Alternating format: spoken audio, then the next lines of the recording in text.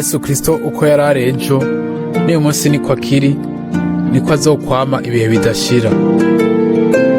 Abaheburayo igice ca 13 umurongo w'8. Ikete rizunguruka nimero ya 6, Rusama 1976. N'umutima wose ndaramukije ngaha mu izina ry'igiciro rya Yesu Kristo, bene data bose na bashiki bacu n'abagenzi bose dufatanije mu rukundo rw'Imana, n'iri jambo ryo muri Zaburi igice ca 89 umurongo w'7. Niwe Mana iteye ubwoba bwinshi mu ikoraniro ry'abera, niyo gutinywa kurusha abayikikije bose. Icyo uwo murongo userura twarakibayemwo mu mwaka uheze, na cane cane mw'aya mezi arenganye. Imana ni nyabushobozi cane, ego ishobora vyose, turabizi. Ni kubw'ubushobozi bw'ijambo ryayo yahamagariye ivyaremwe kubaho, kandi ni kubw'iryo jambo nyene bihangamye. Kuri twebwe ikituraza ishinga nuko Imana yigaragaza mu buryo bw'ubushobozi mu ikoraniro, mu ishengero ry'abera. Dufise isezerano ry'uko abari ngaho aho 2 canke 3 baba bakoraniye mu izina ryiwe, atari mu ishengero ryo mu ntango gusa, ahubwo n'uyu munsi. Kandi umwami akora n'ubushobozi bwo kuzuka mu ikoraniro ry'abera, akiyerekana nk'uw'igitangaza muri abo bose bamukikuje. Uje kwa Yesu Kristo abona igikorwa cy'ubushobozi c'Imana. Uko niko vyagenze kiriya gihe kera, igihe yagendera ku isi, ni nako bimeze uyu munsi, kuko agendera hagati y'ibiterekwa kw'amatara ndwi vy'izahabu, kandi abera biwe bose bakaba bakoraniye ku birenge vyiwe. Amasezerano y'Imana yamaho, ntashobora kunyiganyiga. Yesu Kristo yamatanishije amaraso yiwe ivyo asezerana mu ijambo ryiwe. Abantu 100 barabanye natwe mu kwibera mu gikorwa c'ubushobozi c'Imana. Abantu 1000 baravyumvise bivugwa, hama banezeranwa natwe kubw'imigisha idasanzwe. Igitabo c'ivyakozwe n'intumwa ni igishinga ntaye kizima c'igikorwa c'ubushobozi c'Imana nzima mu buzima no mu gikorwa ca buri muntu, co kimwe no mu gikorwa c'ishengero. Ivyabaye mu bakristo ba mbere biracafise agaciro nk'itegeko ry'Imana, kandi biguma nk'icitegerezo gushika aho umwami azogarukira. Mpwemu w'Imana ntashobora gukora bishitse kiretse aho abantu bashira ukwizera kose kw'ijambo ry'Imana, bakisunga inyigisho yaryo. Aho abantu canke umugwi w'ikoraniro bahuza n'ijambo ry'Imana, bakiragiza umwami n'ukwizera n'icizere cose, baca bibonera mu buryo bushasha ibikorwa bihambaye vya Mpwemu Yera. Ishengero ryo mu gihe ca mbere ritubera akarorero mu kwizera kwacu, mu nyigisho no kubw'igikorwa ca Mpwemu Yera. Ubwa mbere ho dutegerezwa kwicisha bugufi musi y'ikiganza c'ubushobozi c'Imana, tukabohorwa kuri kajewe, tugashikanirwa umwami. Mw'ishengero rya mbere ntihari hari gusa ibimenyetso bihambaye n'ibitangaza nk'ivyemeza gahunda y'Imana hamwe n'igikorwa kiva ku Mana yahaye abayo. Hari hahari kandi icuko umwami yavugisha abakristo biciye mu mayerekwa, mu ndoto, mu buhanuzi, mu kuvuga mu ndimi no kuzisobanura. Egome kubw'ingabire za mpwemu zitandukanye, hama Imana ikemeza ko ihari biciye mu bwo buryo. Paulo arandika mu Bikorino ba 2 igice ca 12 umurongo wa 1, ariko ngira mvuge ivyo kwerekwa no guhishurirwa n'umwami wacu. Ibikozwe vyose n'igikorwa ca mpwemu ntibifasha gushimagiza ivy'umuntu, ahubwo bishimagiza Imana hamwe no kubakwa kw'ishengero rya Yesu Kristo. Aho hose ijambo ry'abantu rivanzwe n'ijambo ry'Imana, impwemu y'umuntu ikiganza na kajewe bwite, haca haba kujana inzira y'umuntu bwite, hama hakageragezwa kwitsindanishiriza k'umuntu imbere y'abandi n'ivyemeza vy'umuntu bwite. Ariko aho hose mpwemu w'Imana ariko gikorwa, ngaho rero tuca twinjira kw'isi nyeranda.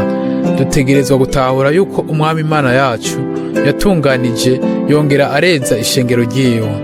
Niryo kibanza ceranda c'Imana ngaha kuri iyi si, ikibanza aho iba kandi ikibanza aho itangira uguhishurirwa. Imbere y'uko ishengero muri rusange rishobora kuba mu gikorwa c'inkomezi c'Imana, buri mukristo wese ategerezwa guhagarika gukora ibikorwa vyiwe bwite, hama agashikira ikiruhuko mu Mana. Aho hose bizera mu buryo ivyanditswe nyene bivuga, inzuzi z'amazi y'ubugingo n'uyu munsi ziracisuka. Aho hose ijambo ry'Imana rishizwe ku giterekwa kw'amatara, mu kuri kose ataburyarya, rikizerwa gushika ibwina mu mutima, mpwemu yera aca akora biciye mu ngingo zitandukanye z'umubiri wa Yesu Kristo. Mpwemu yera arongorera mu kuri kose kandi akemeza biciye mu mpano no mu vyamwa vya mpwemu yuko ari we nyene ubwiwe ari ngaho. Biciye ku gusukwa kwa mpwemu yera, impano zose za mpwemu zirahabwa ishengero kandi zashizwe muri ryo mu ntumbero yo kugira ziryubake. Bivanye n'ibikenewe, mpwemu yera arashobora kuzikoresha mu ikoraniro, arashobora kuvuga canke agakora uko abigomba. Izo mpano ntabwo ari ubutunzi bw'abakristo, ntibashobora kuzikoresha uko bishakiye. Ni impano kandi ziguma ari impano za mpwemu yera zahawe abakristo kugira mpwemu bwiwe ashobore gushinga intahe kandi akore aciye muri zo. Ntiyari Pawulo gusa yashobora kuvuga ibijanye n'amayerekwa, amahishurirwa hamwe n'uburongozi bw'umwami, ariko Bibiliya itubwira n'abandi benshi bagiranye imyimenyerezo n'umwami mu bwo buryo nyene. Turubahuka gushinga intahe atavyo twiraririye kandi mu guca bugufi cane yuko uhereye mu ntango umwami yahezagiye mu buryo budasanzwe igikorwa mu bwami bw'Imana. Kuva mbere imyaka twarerekwa imbere y'igihe gice c'ivyaba bigiye gushika. Ikoraniro ryose ryoba icabona c'amerekezo atangaje ayo umwami yatanze iyi myaka 15 irangiye. Igihe twibonera ubukozi bwa mwene data Branham kandi tukabona ivy'Imana yariko irakora iciye kuri we, twaciye dutahura ubwo nyene ko yari umukozi akaba n'umuhanuzi w'Imana yahezagiwe kandi yambaye ubuntu budasanzwe. Ugutangaza ijambo ry'Imana rigatangazwa n'ububasha kandi mu burenganzira mu buryo butangaje, vyatubereye inkabuzo yatumye twongera gusuzuma gushasha ubuzima bwacu, ukwizera kwacu hamwe n'inyigisho yacu imbere y'umwami kugira dushobore gushira vyose ku gicaniro ciwe.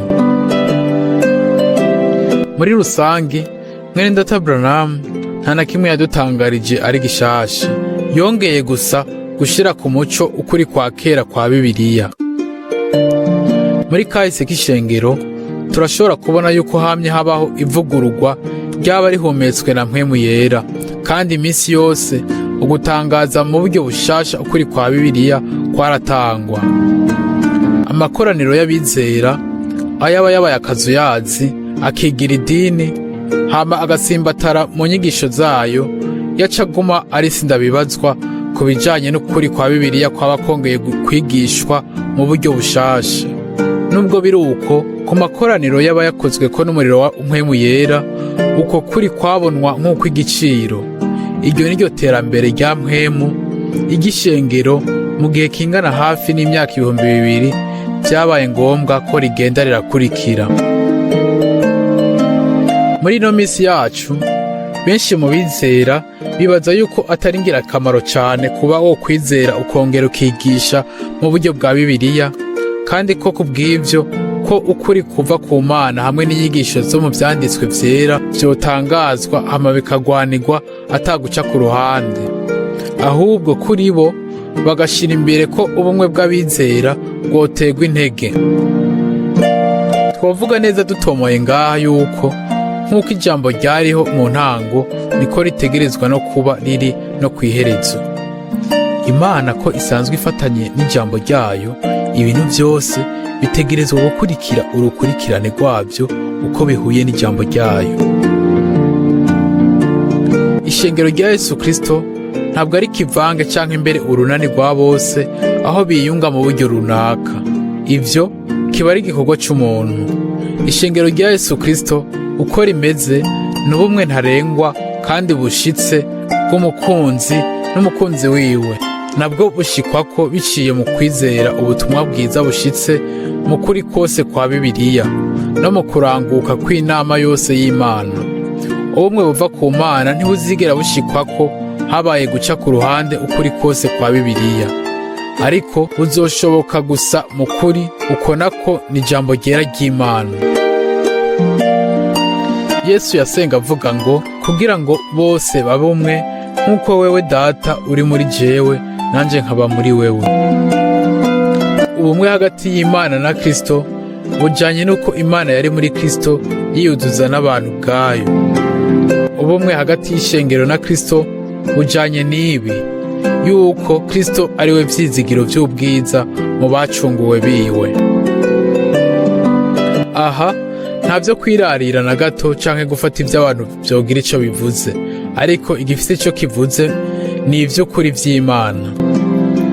Amashengero yose ya Gikristo yigarurira inyonga z'umwami hagati muri yo kandi badafise ubufatane bwa Bibiliya ku giti cabo canke imigenderanire hamwe n'Imana.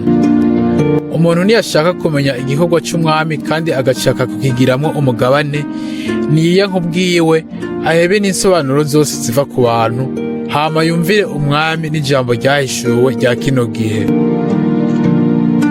Ubu turegereje cane ukugaruka kwa Yesu Kristo. Biciye ku muhamagaro ukomeye wo kwikangura, abizera nyakuri bategerezwa gukangurwa mu itiro ryabo, hama bakazanwa mu ciyumviro no mu merekezo ya mpwemu. Irindi rimwe, nta nkeka yuko umwami atigera aja hanze y'ibigize ijambo ryiwe, vyaba bijanye n'ibimatanije ndwi, imituragaro ndwi, inzamba ndwi, inzavya ndwi z'uburake bwiwe, canke ikindi ico arico cose, icoshika cose kandi kikaba ari ica mpwemu w'Imana, kizoguma mu karimbi k'ijambo ryayo. Inyigisho yose ya Bibiliya n'ishurirwa ryose riva ku Mana ritegerezwa guhuza n'icanditswe cera. Nta gitabo na kimwe coshirwa ku rugero rumwe na Bibiliya ku bijanye n'ivyo kwizera hamwe n'inyigisho. Ibitabo bimwe n'ubutumwa bumwe vyahindukiye benshi isoko y'imigisha, ariko ntarengwa yacu, urufatiro rwacu ni ivyanditswe vyera gusa, ijambo ry'intumwa n'abahanuzi, abo Yesu Kristo ari we buye ry'imfuruka. Impamvu n'intumbero y'ubutumwa bwo mu bihe vya nyuma ni ivy'uko abantu bo muri kino gihe begera ijambo ry'ukuri ry'Imana n'inyigisho z'ukuri za Bibiliya nk'uko vyigishijwe mw'ishengero ry'inkomoko, no kwongera kubishira ushasha ku gitereko k'amatara. Uko niko gusa abakristo bashobora gukurwa mu vyiyumviro vy'abantu no mu nsobanuro z'amadini, bakagarukanwa ku rufatiro rwo guhishurirwa n'Imana. Ndubahutse kuvuga no gushima gukomeye nshimira Imana ko turi mu guhuza gushitse hamwe n'ivyanditswe ku bijanye no kwizera hamwe n'inyigisho. Umuntu yogira ico yibwira gihushanye n'ivyo, ndamusavye nk'urugwandiko kubigaragaza akoresheje Bibiliya. Iyo baje kutubwira ko tutizera ubutatu, nuko bijanye n'agace kasiguwe nabi, kandi ivyo bishobora kuba ibitokwizegwa. Nimba kubw'ivyo umuntu avyibagije uko abaroma babihimvye, bivugwa yuko Imana iriho mu bihe bidashira mu bantu batatu bigenga, ntitwemeranya n'ivyo, kuko nta murongo n'umwe wa Bibiliya utwigisha ibintu nk'ivyo. Ariko bijanye no guhishurwa kw'Imana nka Data, Umwana na Mpwemu Yera, ivyo bihura n'igishinga ntahe c'ivyanditswe vyera. Twizera n'umutima wacu wose yuko Imana ari Data wo mw'ijuru, yuko Yesu Kristo ari umwana imfura y'Imana, ko yapfuye ku musaraba i Gologota, kandi ko biciye kuri we twiyujuje n'Imana tukaba twahindutse mw'ubwo buryo abahungu n'abakobwa b'Imana. Twizera yuko Mpwemu Yera akorera mw'ishengero kandi akaba yagize inyegu yiwe mu wizera nk'uko ivyanditswe bivyigisha. Utwagiriza ko dushigikira inyigisho y'abiyita aba Yesu gusa arihenda. Yesu Kristo umwana w'Imana ntiyivyaye ubwiwe nk'uko atariko aribwira ubwiwe aho yasenga, ahubwo mbere haranditswe muri Zaburi ya 2:7 ati urubura bwanje uyu munsi ndakuvyaye. Twaramaze kwandika no kuvuga ku bijanye n'iyo ngingo. Uwoba yipfuza kugira ico abimenya ko yobikora.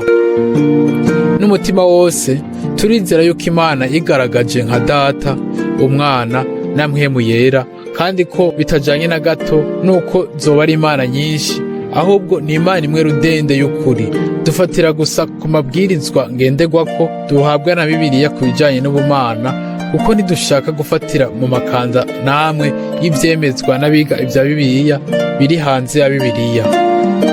Hagize uwo twagiriza yuko tutabatiza mu buryo bwa Bibiliya, kandi mbere tubikora nk'uko intumwa zabikora, ni ukuvuga mu izina ry'Umwami Yesu Kristo, aho rero duca dutegerezwa kuvuga yuko nko kimwe intumwa zari mu ikosa mu kubatiza uko, canke naho ababatiza mu bwo buryo yuko ari intumwa z'ikinyoma.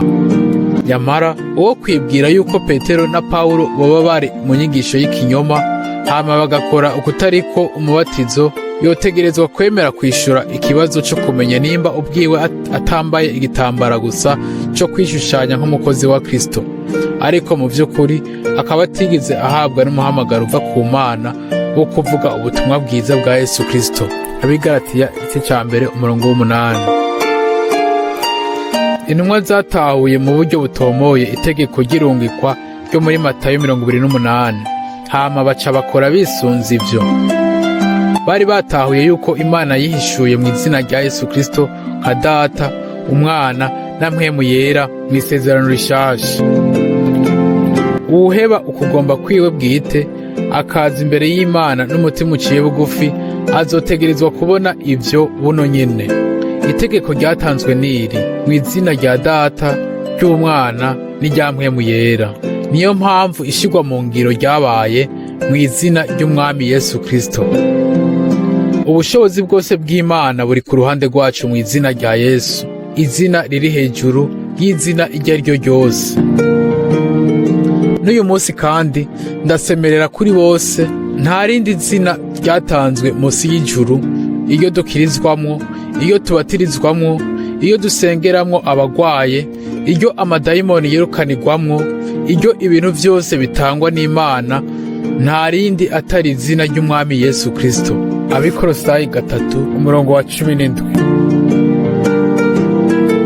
Ko tuzi yuko ukuza kwiwe kwegereje cane, abakristo umwe wese ku giti ciwe yategerezwa kugenzura akamenya nimba ashaka gukurikira umugenzo wa Kiroma canke inyigisho ya Bibiliya y'intumwa, kugira dushike ku kumenya ukuri.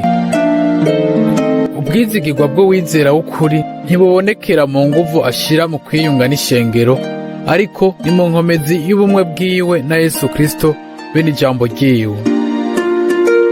Umwe wese ku giti ciwe ategerezwa kugira ikimenyamenya c'uko ukwizera kwiwe n'inyigisho yiwe bihuza n'Imana hamwe n'ijambo ry'Imana. Ntivyigeze bibaho gushika ubu aho ishengero rihasanzwe rishinzwe neza muri nemera zaryo n'inyigisho zaryo ryemera gukosorwa na Mpwemu w'Imana n'ijambo ry'Imana. Imana yamye iterana imbere gusa n'abizera bakugwa umwe muri ayo mashengero y'abamaze gushigwaho. Mu bisanzwe buri shengero ryibwira ubwaryo ko riri mu kuri, kandi ku bw'ivyo ntiryigira rigenzura ko bikenewe ko rishirwa mu mwihwezo ubwaryo wimbitse. Ku bitwerekeye ntitwitwararika kugwanira ukwatura kwizera kw'ishengero rya gikristo runaka, ariko tuvuganira ijambo ry'Imana no kubw'inyigisho z'intumwa n'abahanuzi.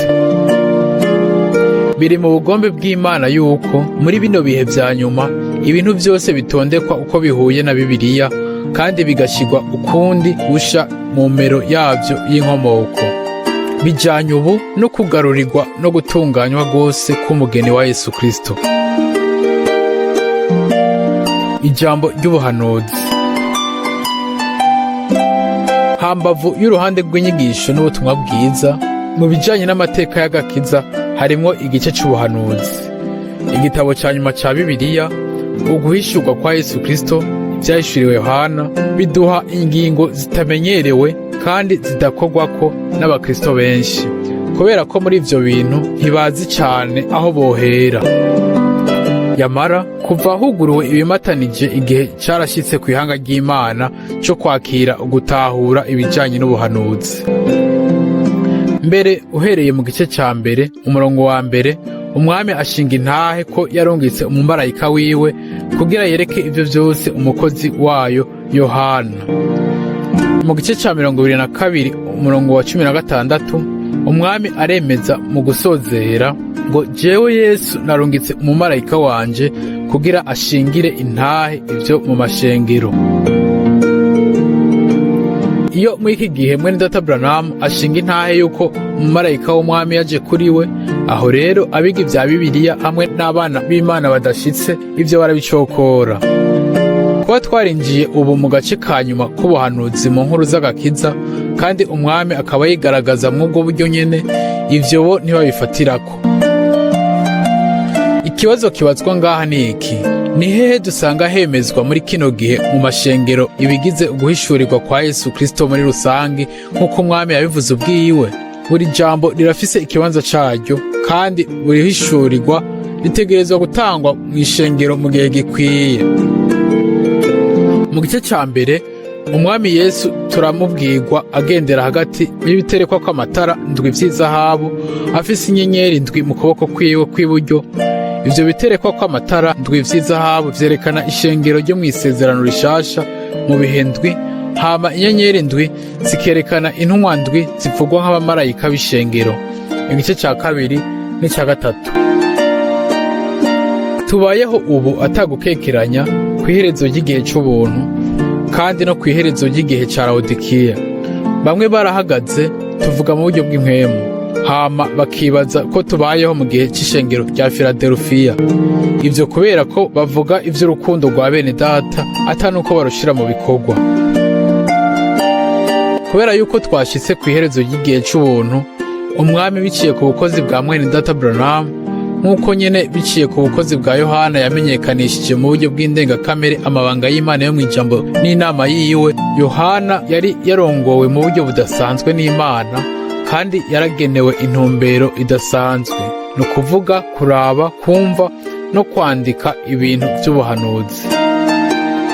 Mwene data Branham nk'igikoresho catowe n'Imana muri kino gihe, yari yararonse ku Mana ubuntu hamwe n'igikorwa co kuraba imbere mw'ivyo bintu no kumviriza no gukwiza kure cane ivyo mpwemu yari afise kubwira amashengero.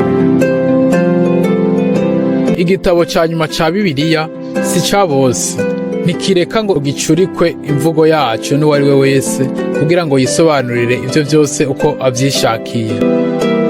Hano dukandagira isi nyeranda, dutegerezwa gukura ibirato vyacu, hama tukubaha inzira yahimbaye Imana kutuvugishirizamwo. Kuba ubukozi bw'ubuhanuzi bugenewe umuhanuzi, twese dutegerezwa kuvyakira.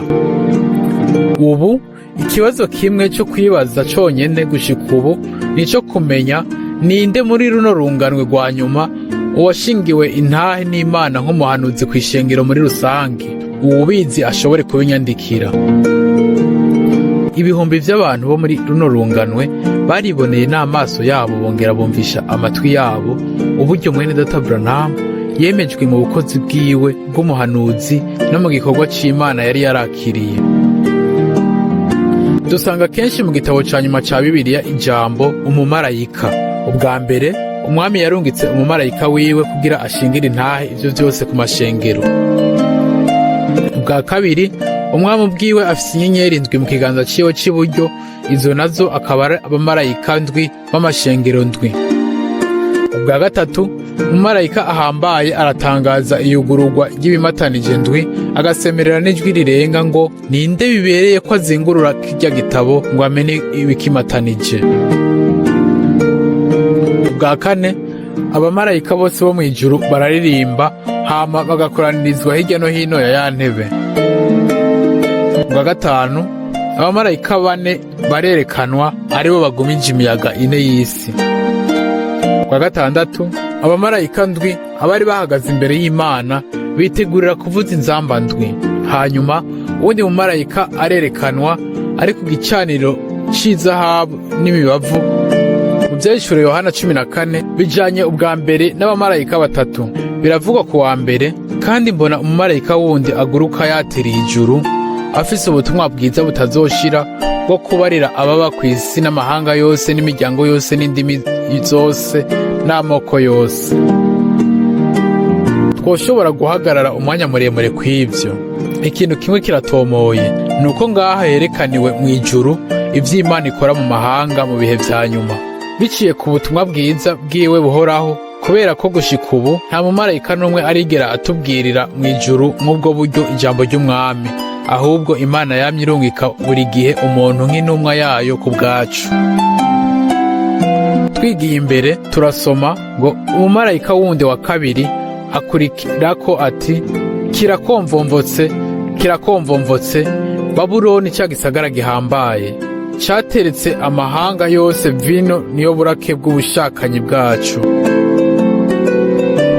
Nta muntu n'umwe gushika ubu arigera yumva bivuye mu kanwa k'umumarayika ugutangaza bene uko. Nubwo biri uko, nta nkeka ko ivyo bigize ugutangaza k'ubutumwa bw'igihe c'iherezo. Hanyuma haravugwa ngo umumarayika wundi wa gatatu akurikirirako avuga n'ijwi rirenga ati, nihagira umuntu asenga ca gikoko n'igishushanyo caco, akemera gushirwako ikimenyetso mu ruhanga canke ku kiganza. Hano twarumvise abamarayika b'intumwa batatu bashinzwe gutangaza ubutumwa muri kino gihe, bijanye n'ubutumwa bufise agaciro k'ibihe bidashira bwa Yesu Kristo. Atari ivyo abantu bakoresheje ubutumwa bwiza mu binjana vyagiye birakurikirana, ahubwo ni bwa butumwa bwiza aribwo nkomezi z'Imana. Ishengero rikeneye kugira amaso yuguruye kugira rimenye isobanuro y'ibivugwa kuri Babuloni hahambaye, ahahenze amahanga yose n'ubusambanyi bwaho. Hanyuma bijanye no kumenya igikoko, ishusho ihabwa ico gikoko n'ikimenyetso caco ico arico. Abantu baraseruye ivyumviro vyabo ku bijanye n'iyo ngingo, kandi nico gituma atakivamwo. Dukeneye ku bijanye n'ivyo inyishu itomoye y'Imana, kandi mu buntu bwayo yarabiduhaye mu gihe c'iherezo. Turashobora gusoma ibijanye n'ivyo vyose mu butumwa butandukanye bwa mwene Data Branham. Imana irafise abamarayika bayo abo ituma mw'ijuru, irafise kandi abamarayika bayo abo ituma aha kw'isi. Muri Ruhenshi 1975 mu gihe c'igikorane, umwami yaratugendeye duhezagirwa mu buryo bw'umwihariko. Mwiyerekwa twareretswe ibizoshika vy'ubuhanuzi. Mu nsobanuro yakurikiye, umwami yatubwiye ibi ngo, raba uku niko umwami agize, hanga ryanje, mu vy'ukuri murabo bumvise ijambo ry'umumarayika, ubutumwa bwiza bwanje bw'agaciro k'ibihe bidashira bwamyeho uhereye imbere y'itanguriro ry'isi. Kandi raba, muri hanga buri umukuku uzokwibonera hashigwako ibuye ry'agasongero. Muzoshika ku gutunganywa rwose, kandi muzobona iherahezwa ry'igikorwa canje. Muzibonera iherezo ry'ibintu vyose, kuko muri umugeni wanje yatoranijwe. Abo bose bamenywe n'Imana imbere y'itanguriro ry'isi, bakaba baragenewe kwezwa, bazumviriza ubutumwa bwiza bw'agaciro k'ibihe bidashira, niwo hanga ry'Imana, umukuku wo mu busho bwiwe, kuko baratahura ijwi ry'ijambo ryiwe, hama bakarikurikira. Mu ntango y'igihe c'ubuntu, ibuye ry'imfuruka ryarashizweho, Yesu Kristo. Yesaya 28:16. Ubu kw'iherezo ry'igihe c'ubuntu, Yesu Kristo azoza kwishiraho nk'ibuye ry'agasongero. Zakariya 4:7. Mu nyubakwa y'Imana.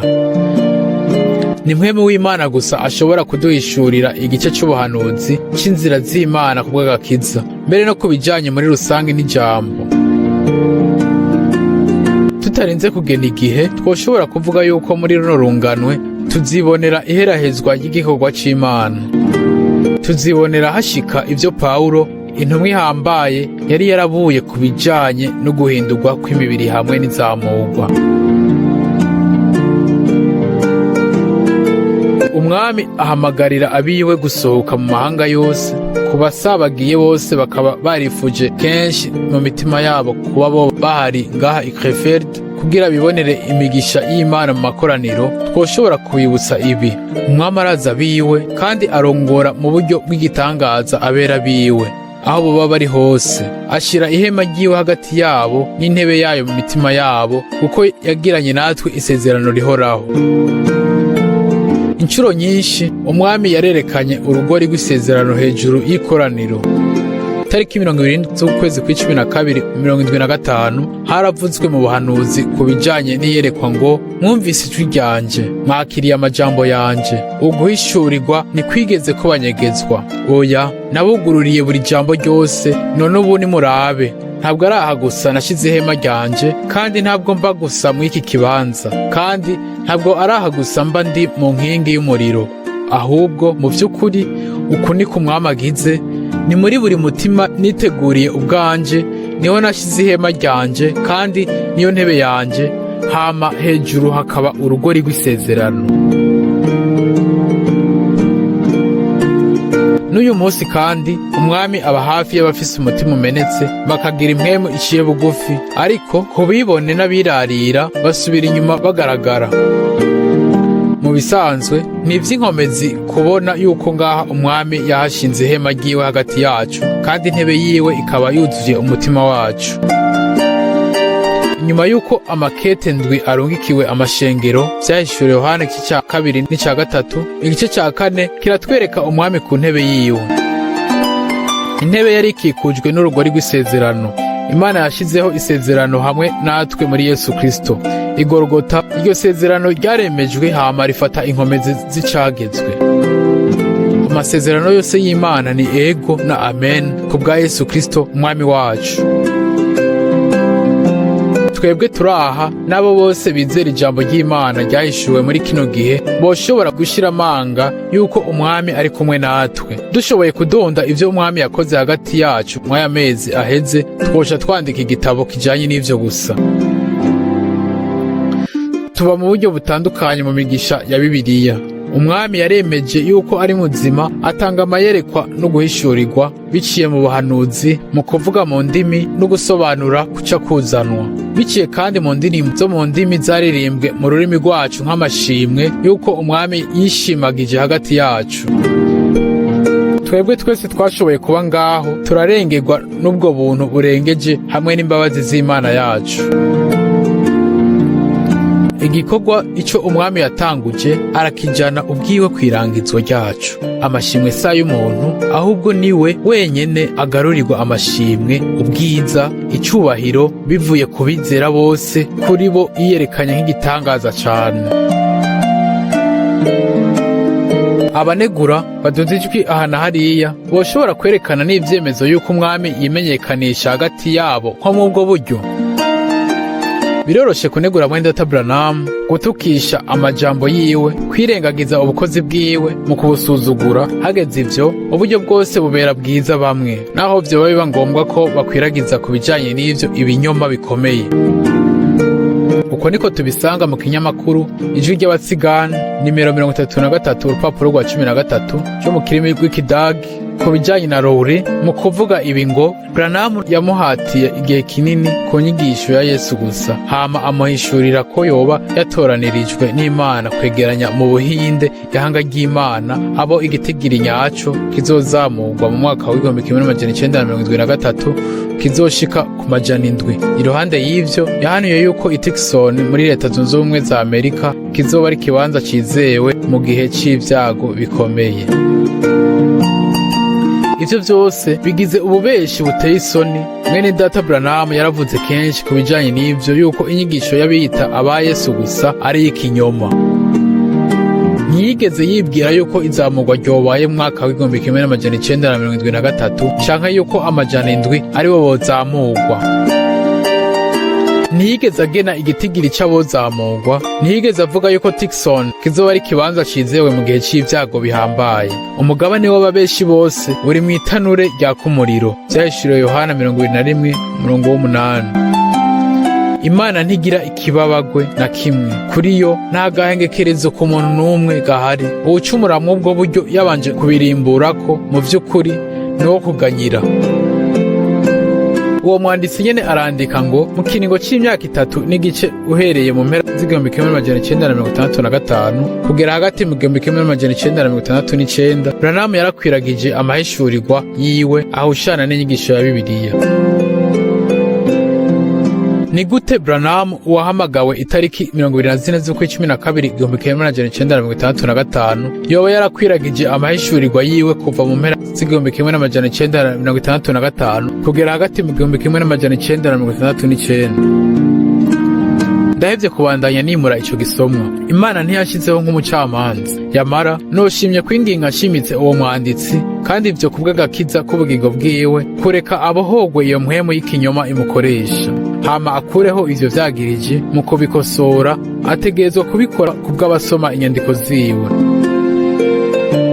Ubutumwa bwa Mwenedata Branham bwose bwabitswe ku mabande. Uwo wese ashigikira ivyo vyagirije vy'ikinyoma acagwa muri iyo mpwemu imwe y'ikinyoma harowure, uwamaze kuzimizwa na Satani. Nta n'umwe arigera gushika ubu yeregwa mu kugerageza guteza imbere ibintu vyiwe, mu kuzimya no gutuka mu buryo bwo gutsitaza ubukozi hamwe n'izina ry'umuntu w'Imana. Iri jambo riracafise agaciro n'uyu munsi kandi ati, ntimukore kubona robanuje amavuta, ntimugire ico mugira abavugishwa nanje. Zaburi igice c'105 umurongo wa 15.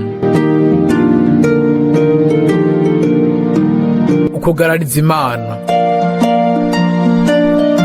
Ntitwoshobora gufata Imana ngo abe ariyo tubaza ivy'uko mw'ijuru Lusiferi yateguye kugarariza, akaba yaragararije Imana n'ijambo ryayo, akaba yarakorowe akurwa mu kibanza yararimwo. Ubwibone butangurira ukugwa.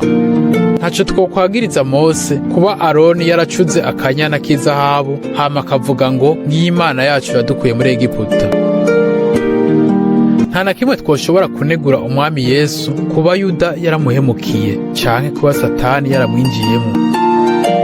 Ntitwoshobora gushira kuri Pawulo kuba abigira bene data barinjije inyigisho z'ikinyoma muri kiriya gihe, uko bihuye na Timoteyo wa mbere igice ca mbere umurongo wa 20. Mbere yaranashize mu minwe ya Satani babiri muri bo, uwitwa Humenayo na Alexandero.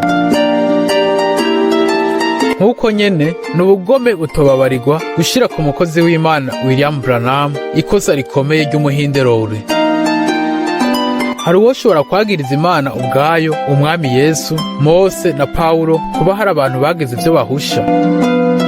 Pawulo avuga ngo nkuriye hehe no gucira urubanza bo hanze, Abikorino ba mbere igice ca 5 umurongo wa 12 no wa 13. Umwe wese ashobore kwigenzura ubwiwe hamwe n'ishengero iryo asanzwe arimwo ku muco w'ijambo ry'Imana. Umwe wese by'umwihariko yategerezwa kwibaza nimba afise umugabane ku vy'Imana ikora no mu gusohoza kw'isezerano ry'Imana ku bwa kino gihe. Abo bose bibaza ko botangira ihanga ry'Imana ku bijanye n'ivyo umwami yavuze n'ivyo yakoze baje bacerewe cane. Haraheze igihe kirekire amayeri yabo yo kuzimiza hamwe n'imikenyuro yabo vyarashizwe ahabona. Ntidukurikira umuntu, ariko umwami wenyene uw'ijambo ryiwe ritubera itara ku birenge vyacu n'umuco ku nzira yacu. Mwenedata Branham yaravuga ngo igihe umuntu ahevye ijambo ry'Imana, aho rero heba uwo muntu, kuko Imana yaramaze kumuheba kera. Igihe iyo ngero izogererwa abavugabutumwa bose no mu mashengero yose, aho rero hazosigara bake cane batazohebwa n'Imana.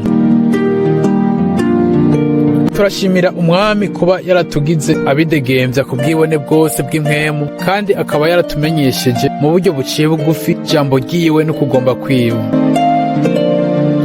Turanezerezwa cane kwibonera ukundi gusha ukuntu aba ahari mu makoraniro nk'uko yabikora mu gihe c'abakristo bo mu gihe ca mbere, kandi turabinezerererwa hamwe n'ibihumbi vy'abantu bagiriwe ubuntu imbere y'umwami muri kino gihe tubayemo.